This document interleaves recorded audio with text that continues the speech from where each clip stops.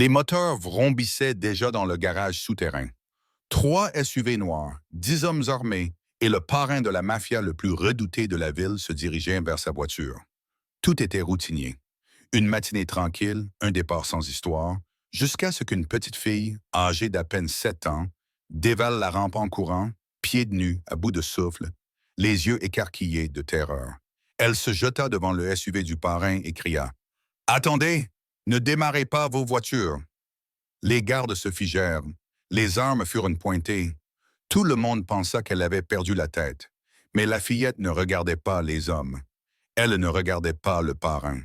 Elle fixait les véhicules eux-mêmes, comme si elle voyait quelque chose que personne d'autre ne pouvait voir. Le chef de la mafia s'avança, irrité. « Pourquoi? » grogna-t-il. « Qu'avez-vous vu? » La jeune fille ne cligna pas des yeux. Au lieu de cela, elle désigna lentement le dessous du SUV, la main tremblante, et murmura « Il y a quelque chose dessous, et ça fait tic-tac. » Soudain, tout le garage se tut. Un garde s'accroupit, vérifia à l'aide d'une lampe torche, et son sang se glaça. Ce qu'ils découvrirent ensuite ne choqua pas seulement le chef mafieux. Cela changea complètement le cours de la guerre dans laquelle il était engagé sans le savoir. Restez avec moi jusqu'à la fin, car ce qu'ils découvrirent sous ces voitures révéla une vérité qui bouleverse tout le monde criminel. Avant de commencer, n'oubliez pas d'aimer cette vidéo, de vous abonner et de laisser un commentaire pour indiquer d'où vous la regardez. Maintenant, commençons. Vincent Torino régnait sur le district Est depuis 23 ans. Son nom était murmuré dans les ruelles, prononcé avec révérence dans les salles de réunion et jamais mentionné au grand jour sans conséquence. À 58 ans, il se comportait avec l'autorité tranquille d'un homme qui n'avait jamais eu besoin d'élever la voix pour se faire entendre. Ses cheveux gris étaient parfaitement coiffés, son costume taillé à la perfection, et ses yeux reflétaient le calcul froid de quelqu'un qui avait bâti un empire sur la peur et le respect. Ce mardi matin avait commencé comme tous les autres. Café à 6h15, briefing sur la sécurité à 7h, départ à 8h30 pile pour une réunion avec les membres du conseil municipal qui s'étaient montrés très coopératifs avec ses projets de construction. La routine de Vincent était sacrée. Des habitudes prévisibles le maintenaient en vie dans un monde où l'imprévisibilité signifiait généralement la mort. Le garage souterrain situé sous son penthouse était une véritable forteresse. Murs en béton armé, détecteurs de mouvement, gardes armés postés à chaque entrée, 3 issues de secours, 2 ascenseurs accessibles uniquement par empreinte digitale. Ce n'était pas un simple parking. C'était une salle de guerre conçue pour la survie. Tommy Marchetti, le chef de la sécurité de Vincent, avait déjà terminé sa ronde matinale. Chaque véhicule avait été contrôlé, chaque recoin examiné, chaque ombre inspectée. Cet homme protégeait Vincent depuis 8 ans, et sa paranoïa leur avait permis à tous deux de rester en vie. Aujourd'hui ne semblait pas différent des autres jours. Carlo, le chauffeur de Vincent, avait fait chauffer le SUV de tête. Le deuxième véhicule transportait 4 gardes du corps. Le troisième contenait du matériel de secours et du personnel supplémentaire. Ce convoi avait effectué le même trajet des centaines de fois sans incident. Mais aujourd'hui, quelque chose était différent. La petite fille était apparue comme un fantôme. L'instant d'avant, le garage était vide, à l'exception de l'équipe de Vincent. L'instant d'après, elle était là, courant sur la rampe en béton qui menait au niveau de la rue. Elle était pieds nus, ses pieds claquant sur le sol froid. Sa robe était déchirée et sale. Ses cheveux noirs volaient derrière elle alors qu'elle courait avec le désespoir de quelqu'un qui fuit pour sauver sa vie. Les gardes de Vincent réagirent instantanément, armes à la main, protocole de sécurité engagé. Tommy se plaça devant son patron, la main tendue vers son étui. Mais la fille n'était pas armée. Elle ne portait rien d'autre que la terreur pure. Elle se jeta devant le SUV de Vincent, les bras grands ouverts, respirant si fort que ses mots sortaient par saccades. « S'il vous plaît, dit-elle en regardant Vincent droit dans les yeux. Ne démarrez pas vos voitures. Vous ne pouvez pas les conduire. Pas encore. » Le pistolet de Tommy était à moitié sorti de son étui lorsque Vincent leva la main. Quelque chose dans les yeux de l'enfant l'arrêta. Ce n'était pas le regard sauvage et vague de quelqu'un en pleine crise. Ses yeux étaient vifs, alertes et absolument certains. « Petite, tu as choisi le mauvais garage pour jouer, » dit Tommy d'une voix qui incitait les hommes adultes à reconsidérer leur choix de vie. « Va-t'en maintenant. » Mais la fillette ne bougea pas. Au contraire, elle se pressa contre le SUV, ses petites mains à plat contre le métal noir. Il y a quelque chose qui ne va pas, insista-t-elle. Quelque chose de grave. Je l'ai vu le mettre là. Vincent scruta son visage. Dans son métier, on apprenait à cerner rapidement les gens. La peur était facile à repérer. Les mensonges étaient généralement évidents, mais cette fille ne montrait ni l'un ni l'autre. Elle montrait qu'elle savait, et d'après l'expérience de Vincent, savoir était la chose la plus dangereuse qui soit. « Comment tu t'appelles » demanda Vincent en s'approchant. « Sophia » murmura-t-elle. « Sophia, comment tu es entrée ici ?» La jeune fille désigna l'escalier de secours. La porte était ouverte. Je me cachais. J'ai vu l'homme avec les outils. Tommy et Vincent échangèrent un regard. L'escalier de secours nécessitait une carte clé. Il n'était jamais laissé ouvert. Jamais.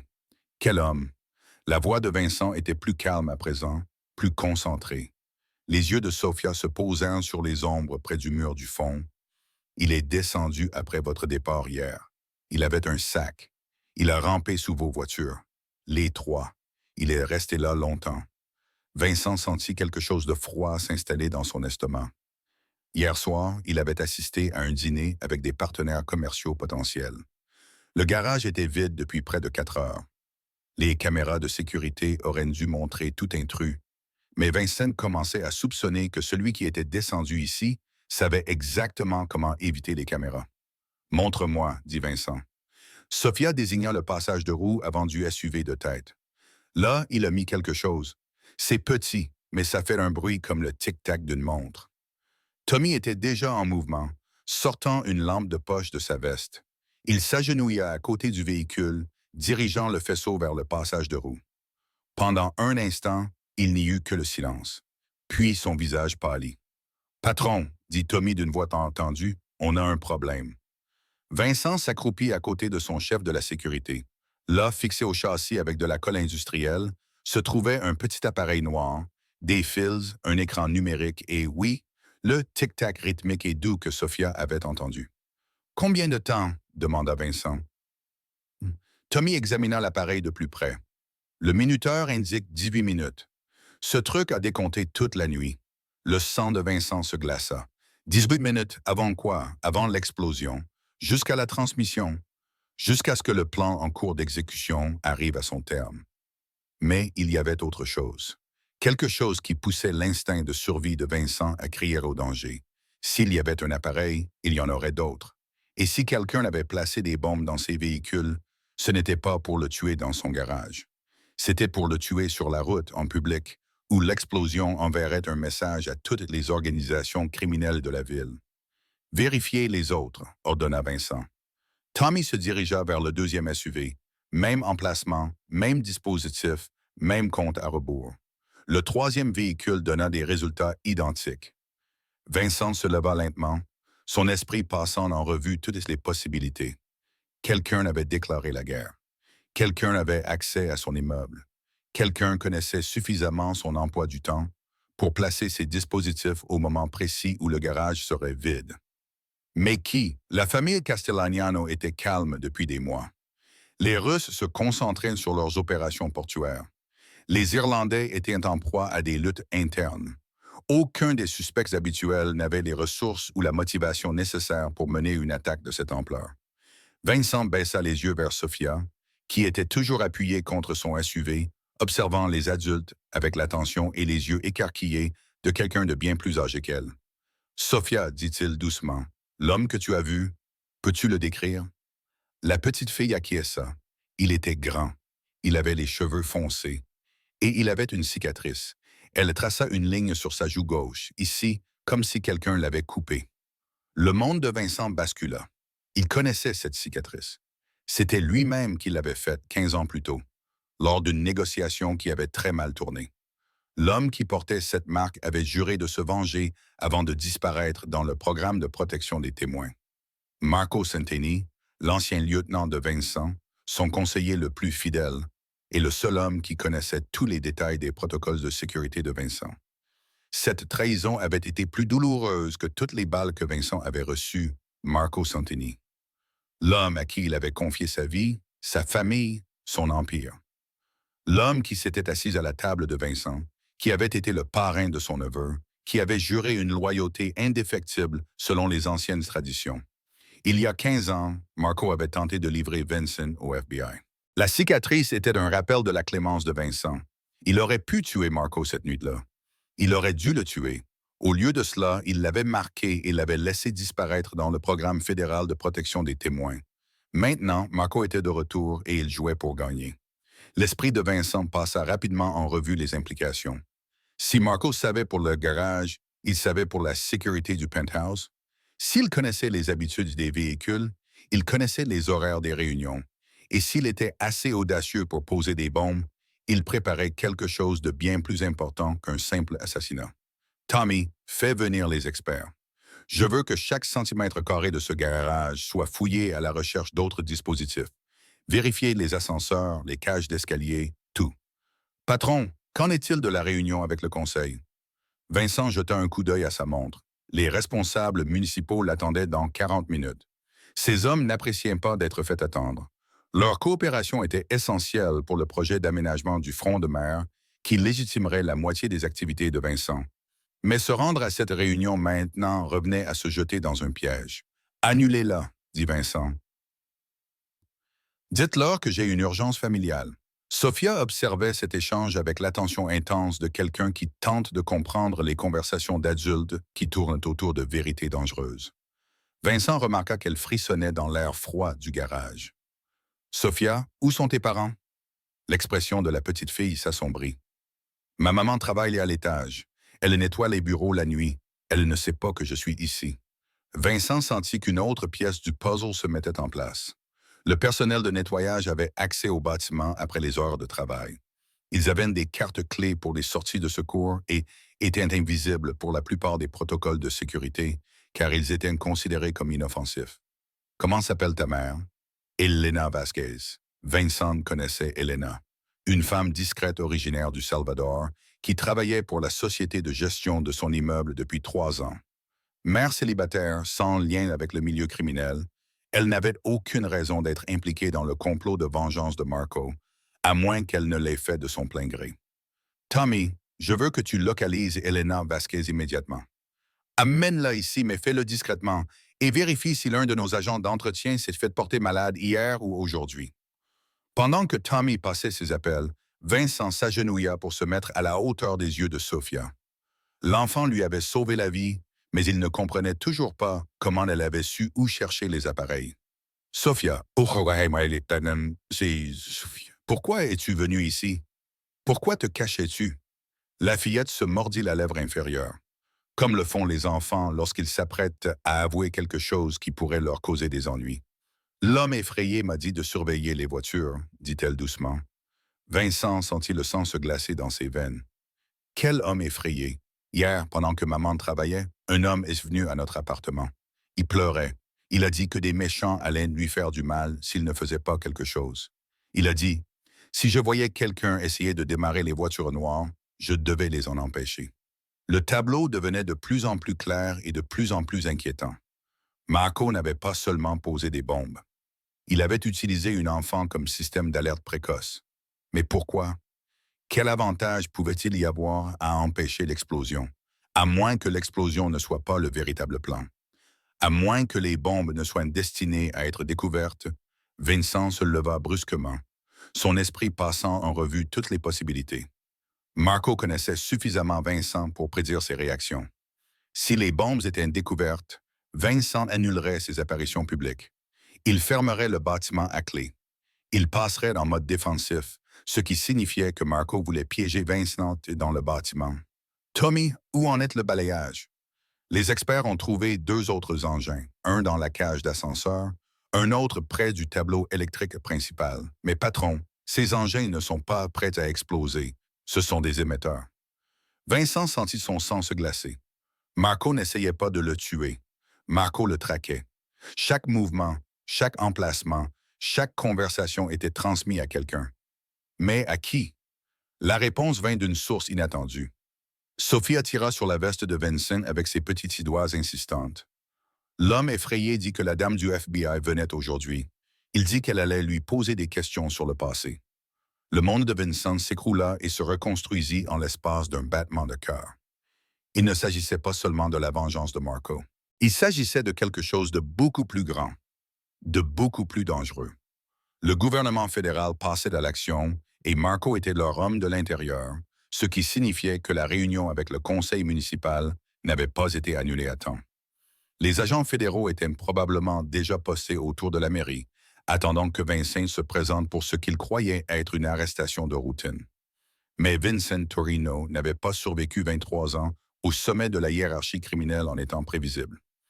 Il sortit son téléphone et composa un numéro qu'il n'avait pas appelé depuis 2 ans. Inspecteur Morrison, c'est Vincent. J'ai des informations sur une opération fédérale qui est sur le point de mal tourner. Retrouvez-moi à l'endroit habituel dans 1 heure et apportez votre matériel d'enregistrement. Tommy regarda son patron avec incrédulité. Vincent, qu'est-ce que vous faites? Vincent baissa les yeux vers Sophia, qui tremblait encore dans sa robe déchirée. Cette petite fille avait risqué sa sécurité pour lui sauver la vie. Sa mère était sous la contrainte des agents fédéraux. Et quelque part dans la ville, Marco Santini attendait la nouvelle que Vincent Torino était enfin en détention. Mais Vincent avait appris depuis longtemps que la meilleure défense contre la trahison n'était pas la vengeance. C'était de retourner le plan du traître contre lui-même. Je vais donner au FBI exactement ce qu'il veut, dit Vincent, sa voix trahissant la froide satisfaction d'un maître d'échecs voyant le mat 3 coups à l'avance. Je vais avouer. Le visage de Tommy devint livide. Patron, vous n'êtes pas sérieux. Je vais avouer que Marco Santini a fourni des informations aux agents fédéraux tout en planifiant des attentats terroristes contre des représentants du gouvernement. Vincent sourit pour la première fois de la matinée. Ce n'était pas une expression agréable. Et j'aurai un témoin de 7 ans pour le prouver. Prouvez-le. Sophia observait les adultes autour d'elle avec la conscience aiguë qui vient du fait de vivre dans un monde où comprendre les conversations des adultes peut faire la différence entre la sécurité et le danger. Elle avait appris à lire les visages, à remarquer quand les voix avaient des significations cachées, à reconnaître quand l'atmosphère semblait changer avant que quelque chose de mauvais n'arrive. Le plan de confession de Vincent flottait dans l'air du garage, comme la fumée d'un coup de feu. Tommy secouait la tête, sa loyauté luttant contre son instinct de survie. L'équipe médico-légale poursuivait son inspection méthodique, trouvant de nouveaux émetteurs à chaque minute qui passait. Mais Sophia ne prêtait attention à rien de tout cela. Elle observait les ombres près de l'escalier de secours, les mêmes ombres où elle s'était cachée la veille pendant que l'homme balafré travaillait sous les véhicules, parce que les ombres bougeaient bizarrement. « Monsieur Vincent », murmura Sophia, en tirant sur sa manche avec des doigts pressés. Vincent était en pleine conversation avec Tommy au sujet des protocoles de surveillance fédéraux, de la manière de tirer parti de la trahison de Marco, de la délicate chorégraphie nécessaire pour faire croire au FBI qu'ils étaient en train de gagner, tout en s'assurant qu'ils perdraient tout ce qui comptait. « Pas maintenant, Sophia », dit Vincent d'un air distrait. Mais Sophia avait appris que parfois, les adultes n'écoutaient pas avant qu'il ne soit trop tard. Elle avait appris cette leçon 3 mois plus tôt, lorsqu'elle avait essayé de dire à son professeur que le nouveau remplaçant posait des questions étranges sur les enfants qui vivaient seuls avec leur mère célibataire. Le professeur avait souri, tapoté la tête de Sophia et lui avait dit de ne pas s'inquiéter des affaires des adultes. 2 semaines plus tard, 3 enfants de sa classe avaient disparu. Sophia ne refit pas 2 fois la même erreur. Elle se plaça directement dans le champ de vision de Vincent, posa ses petites mains sur sa veste de costume coûteuse et parla d'une voix claire et forte, comme sa mère le faisait lorsqu'elle voulait attirer l'attention d'Elena dans les endroits bondés. « L'homme effrayé est ici. » Vincent interrompit sa conversation avec Tommy au milieu d'une phrase. Le garage devint silencieux, à l'exception du bourdonnement lointain des systèmes de ventilation et du léger bip des appareils électroniques catalogués par l'équipe médico-légale. « Qu'est-ce que tu as dit? » Sophia désigna l'escalier de secours. « Il est revenu. Je l'ai vu observer depuis les escaliers. Il a un téléphone et il parle à quelqu'un. » Vincent ressentit cette oppression familière dans la poitrine qui précédait toujours un accès de violence. Marco était dans l'immeuble, assez près pour voir si son plan fonctionnait, assez près pour intervenir si les choses tournaient mal, assez près pour éliminer les témoins. « Tommy, combien d'hommes avons-nous dans le bâtiment? » 12 en rotation, 4 dans le hall, 2 au dernier étage, 2 qui surveillent les accès extérieurs, 4 ici avec nous. Vincent fit le calcul de leurs chances de survie. Si Marco travaillait avec des agents fédéraux, ceux-ci seraient en position de boucler le bâtiment une fois l'opération lancée. Les hommes de Vincent se retrouveraient surpassés en nombre et en équipement par des professionnels entraînés, dotés d'une autorité légale et d'un équipement de qualité militaire. Mais Marco avait commis une erreur cruciale. Il avait sous-estimé une fillette de 7 ans qui remarquait des choses que les adultes ne voyaient pas. Sophia, j'ai besoin que tu fasses quelque chose de très important pour moi. Peux-tu être courageuse? La petite fille acquiesça solennellement. Je veux que tu prennes l'ascenseur de service jusqu'au 3e étage. Trouve le bureau avec la porte bleue, la salle 312. À l'intérieur de ce bureau, il y a un téléphone rouge sur le bureau. Décroche ce téléphone et appuie sur le bouton marqué Urgence. Dis à la personne qui répondra que Vincent Torino a besoin d'un protocole d'extraction immédiat. 7. Sophia répéta les instructions à la perfection, son jeune esprit cataloguant chaque détail avec la précision qui lui avait permis de rester en vie dans un monde rempli d'adultes dangereux. Et maman? Vincent sentit quelque chose se tordre dans sa poitrine. Dans son monde, la famille était tout. La loyauté envers sa famille transcendait la loi, transcendait la peur, transcendait même la survie elle-même. Mais Elena Vasquez n'était pas de sa famille par le sang. Elle était de sa famille par les circonstances, par le simple fait que sa fille avait tout risqué pour lui sauver la vie. Tommy, envoie Martinez chercher Elena. Amène-la dans la salle sécurisée au 7e étage. Dis-lui que Sophia est en sécurité et qu'elle n'a pas d'ennui. Alors que Sophia disparaissait dans l'ascenseur de service, Vincent reporta son attention sur l'escalier de secours. Marco était proche. Après 15 ans d'exil, 15 ans de protection fédérale, 15 ans à planifier sa vengeance, Marco Santini passait enfin à l'action. Mais Vincent avait survécu aussi longtemps en ne menant jamais la guerre que ses ennemis attendaient. Son téléphone vibra. Un SMS provenant d'un numéro inconnu. « Vincent, il est temps de parler. Viens seul sur le toit. Tu as 10 minutes avant que j'appelle l'équipe d'intervention fédérale. » Vincent montra le message à Tommy, dont le visage passa de l'incrédulité à la colère, puis à une sombre détermination. « C'est un piège, patron. Marco essaie de vous isoler. Bien sûr que c'est un piège, mais c'est aussi une opportunité. » Vincent se dirigea vers le chef de l'équipe médico-légale, un homme mince aux mains habiles qui documentait les émetteurs depuis 20 minutes. « Combien d'appareils avez-vous trouvé? 18 jusqu'à présent. Des émetteurs, des balises de repérage et 3 qui semblent être des appareils d'écoute. Celui qui a planifié cela voulait surveiller complètement vos mouvements et vos conversations. Pouvez-vous les désactiver sans déclencher d'alerte? » L'expert en criminalistique secoua la tête. Ce sont des appareils sophistiqués, de type militaire. Les désactiver enverrait un signal à celui qui surveille. Vincent sourit, le même sourire froid qui lui avait valu sa réputation dans les salles de réunion et les ruelles de la ville. « Parfait. Je veux que vous les laissiez actifs, mais je veux que vous leur fournissiez exactement ce que je vous dirais de leur fournir. » 10 minutes plus tard, Vincent se tenait sur le toit de l'immeuble, le vent matinal soufflant à travers sa veste de costume. La ville s'étendait sous ses yeux, un labyrinthe d'entreprises légitimes et d'entreprises criminelles cachées, toutes reliées par des fils d'argent, de violence et de dépendance mutuelle. Marco émergea de derrière l'abri d'accès au toit. 15 ans l'avaient changé. Le programme fédéral de protection des témoins avait adouci ses traits, mais ses yeux reflétaient toujours l'intelligence calculatrice qui avait fait de lui le lieutenant le plus précieux de Vincent. La cicatrice que Vincent lui avait infligée était une ligne pâle sur sa joue gauche, à peine visible à moins de savoir où regarder. « Bonjour Vincent. Marco, tu as bonne mine. La nourriture de la prison doit te convenir. » Marco rit, mais son rire était dépourvu d'humour. La protection des témoins, en fait, très confortable. Le gouvernement fédéral prend grand soin de ses atouts précieux. Et qu'est-ce qui te rend précieux, Marco? Que pourrais-tu leur dire qu'ils ne savent pas déjà? Tout, 23 ans d'opération. Tous les fonctionnaires corrompus que tu as achetés. Toutes les entreprises légitimes que tu as infiltrées. Tous les meurtres que tu as commandités. Toutes les vies que tu as détruites. Vincent marcha lentement vers le bord du toit, les mains visibles, les mouvements décontractés. En bas, il pouvait voir des véhicules fédéraux banalisés positionnés à des endroits stratégiques autour du bâtiment. Le plan de secours de Marco était déjà en marche. « Tu as toujours été minutieux, Marco, mais tu as toujours manqué de recul. Quel recul? Vincent se tourna vers son ancien lieutenant. Tu penses qu'il s'agit de justice? Tu penses à être le héros de cette histoire, celui qui fait tomber le méchant chef du crime, mais tu n'es qu'un pion sur l'échiquier, et tu ne sais même pas à quel jeu nous jouons vraiment. La confiance de Marco vacilla un instant. De quoi parles-tu?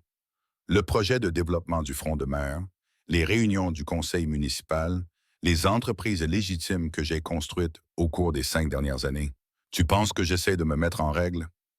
Vincent sortit son téléphone et appuya sur un bouton.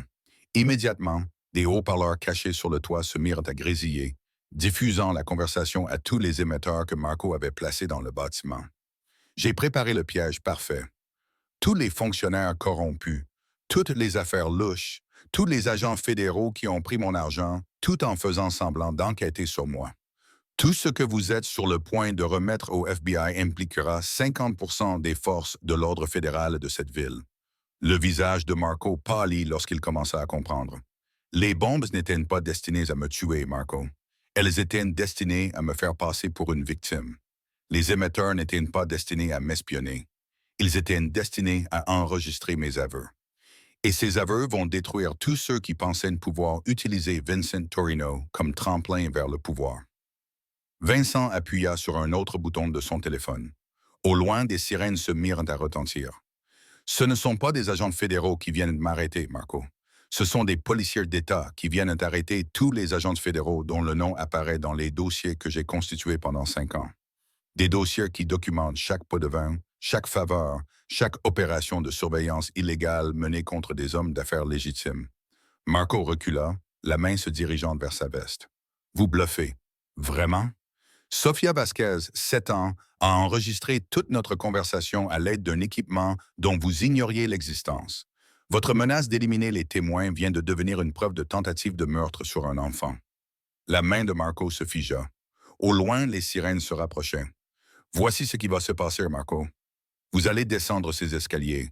Vous allez vous rendre au détective Morrison, qui travaille avec moi depuis 2 ans pour monter un dossier contre la corruption fédérale, et vous allez avouer que vous avez été contraint de participer à cette opération par des agents qui ont menacé votre famille.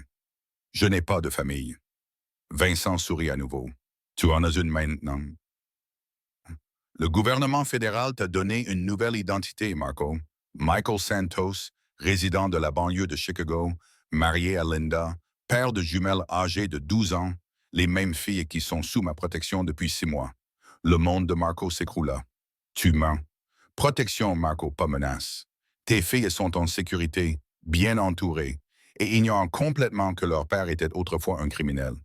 Mais si tu participes à cette opération fédérale, si tu remets ces dossiers, Linda et les filles apprendront qui est vraiment Michael Santos.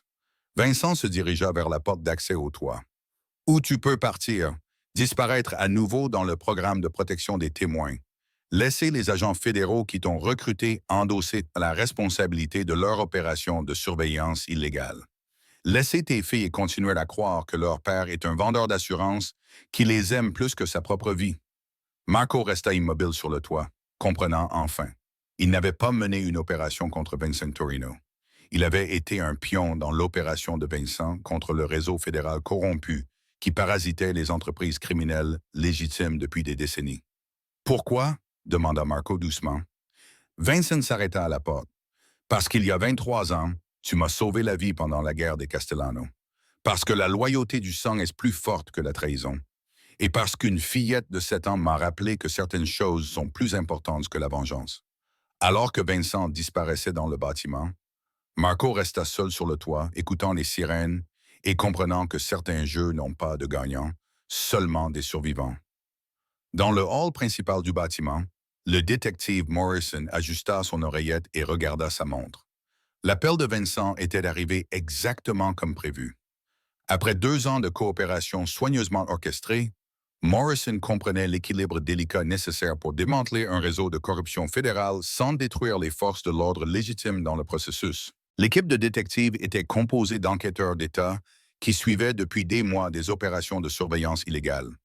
Ils avaient documenté des preuves d'agents fédéraux acceptant des pots de vin, falsifiant des rapports et menant une surveillance non autorisée contre des citoyens dont le seul crime était de réussir dans des secteurs que le gouvernement ne pouvait pas contrôler entièrement. La radio de Morrison grésilla. Toutes les unités en position. Des véhicules fédéraux ont encerclé le bâtiment, mais ils n'ont pas compétence pour cette opération. À travers les vitres du hall, Morrison pouvait voir la confusion s'installer parmi les agents fédéraux. Ils s'attendaient à arrêter Vincent Torino. Au lieu de cela, ils étaient sur le point de devenir eux-mêmes l'objet d'une enquête. Sophia arriva au 3e étage et trouva la chambre 312. La porte bleue était exactement là où Vincent l'avait indiqué. À l'intérieur, le téléphone rouge trônait sur un bureau par ailleurs vide. Elle appuya sur le bouton d'urgence et attendit. Le protocole d'urgence 7 a été activé, dit une voix féminine calme. Veuillez vous identifier. Je m'appelle Sofia Vasquez. Vincent Torino m'a dit de vous appeler. L'homme effrayé est ici et il y a des agents fédéraux dehors. Compris, Sophia. Restez dans cette pièce. Les secours arrivent, la ligne téléphonique resta ouverte. Mais Sophia pouvait entendre de l'activité en arrière-plan. Des voix coordonnant les mouvements, des équipements activés, des véhicules dépêchés sur place. Le protocole d'urgence de Vincent était plus complet que quiconque ne l'avait imaginé. Pendant ce temps, Elena Vasquez nettoyait un bureau au 15e étage lorsque Martinez la trouva. L'approche du gardien de sécurité était douce mais urgente. « Madame Vasquez, je dois vous demander de me suivre. Votre fille est en sécurité, mais il y a un problème dans le bâtiment. » Elena parlait peu anglais, mais elle comprenait le danger. Elle avait fui le Salvador précisément pour échapper à des situations où des hommes armés apparaissaient de manière inattendue sur son lieu de travail. « Sophia, où est Sophia? » « Elle est en sécurité. Monsieur Torino s'en assure, mais nous devons vous emmener dans un endroit sûr. » Alors qu'il se dirigeait vers l'ascenseur de service, Elena essaya de comprendre ce qui se passait. Elle connaissait la réputation de Vincent Torino. Tous ceux qui travaillaient dans l'immeuble la connaissaient. Mais elle savait aussi qu'il avait toujours été respectueux envers le personnel de nettoyage. Il les avait toujours payés correctement. Il n'avait jamais créé l'atmosphère de peur qui caractérisait les autres employeurs qu'elle avait connus. De retour sur le toit, Marco restait immobile, comprenant que sa vengeance soigneusement planifiée avait causé sa propre perte. Les agents fédéraux en bas allaient bientôt découvrir que leur opération avait été compromise dès le début. Les preuves qu'ils espéraient recueillir allaient plutôt les incriminer. Son téléphone vibra. Un message de l'agent Sarah Chen, sa responsable fédérale. « Rapport de situation. Êtes-vous en position? » Marco fixa le message, sachant que toute réponse serait enregistrée par l'équipement de Vincent.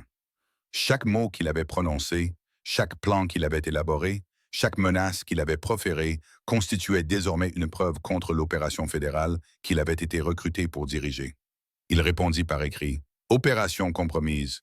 Recommande un retrait immédiat. » La réponse fut rapide. « Négatif. Procédez comme prévu. Nous avons toute autorité opérationnelle. » Marco comprit que l'agent Chen ne comprenait pas la situation. Elle croyait qu'il s'agissait toujours d'une opération standard contre le crime organisé. Elle n'avait aucune idée que Vincent avait monté un dossier contre la corruption fédérale depuis des années, utilisant l'opération de Marco comme pièce à conviction finale. Dans le garage, Vincent examina le rapport médico-légal sur son téléphone. 18 dispositifs de surveillance, tous connectés à l'équipement de surveillance fédérale, tous enregistrant des conversations qui seraient désormais versées au dossier dans le cadre d'une enquête pour corruption au niveau de l'État. Tommy s'approcha pour lui faire part des dernières nouvelles. Patron, l'équipe du détective Morrison est prête à passer à l'action. Ils ont identifié 12 agents fédéraux impliqués dans une surveillance non autorisée. Les mandats sont en cours d'émission. Vincent acquiesça. Et le conseil municipal? La réunion est reportée Cindy. Il s'avère que 3 des membres du conseil étaient également sous surveillance fédérale. Ils coopèrent avec l'enquête de l'État. L'ironie était parfaite. La tentative du gouvernement fédéral d'infiltrer l'organisation de Vincent avait révélé ses propres activités illégales. Le matériel de surveillance destiné à recueillir des preuves contre lui fournissait au contraire des preuves contre eux. Le téléphone de Vincent sonna. « Inspecteur Morrison, Vincent, nous sommes prêts à passer à l'action. Avez-vous quitté le bâtiment? » Négatif. Je reste. Il faut que cela se fasse correctement. Vincent redescendit au garage où tout avait commencé. Sophia attendait près de l'ascenseur de service. Sa petite main tenait fermement celle d'Elena. Les retrouvailles entre la mère et la fille furent silencieuses, empreintes du soulagement qui suit la survie à un événement imprévisible. Merci, murmura Elena à Vincent dans un anglais teinté d'accent. Merci de l'avoir protégé. Vincent s'agenouilla une dernière fois à la hauteur des yeux de Sophia. Tu as sauvé plus que ma vie aujourd'hui, Sophia. Tu as sauvé beaucoup de gens d'une situation très grave. La petite fille acquiesça. Vraiment? L'homme qui avait peur va bien maintenant. Vincent jeta un coup d'œil vers la cage d'escalier où Marco s'était rendu au détective Morrison 20 minutes plus tôt. Les agents fédéraux qui avaient encerclé le bâtiment étaient désormais interrogés par les enquêteurs de l'État. Le matériel de surveillance destiné à détruire Vincent avait au contraire révélé l'existence d'un réseau de corruption qui s'étendait jusqu'au plus haut niveau des forces de l'ordre fédéral. Oui, répondit Vincent doucement. L'homme effrayé va s'en sortir, tout comme sa famille. Alors qu'Elena et Sophia disparaissaient dans l'ascenseur, Vincent repensa aux événements de la matinée. Le courage d'une fillette de 7 ans avait permis de démêler une conspiration qui durait depuis des années. Parfois, les voix les plus faibles portaient les messages les plus importants. Parfois, prêter attention à ce que les autres ignoraient faisait la différence entre la destruction et la survie.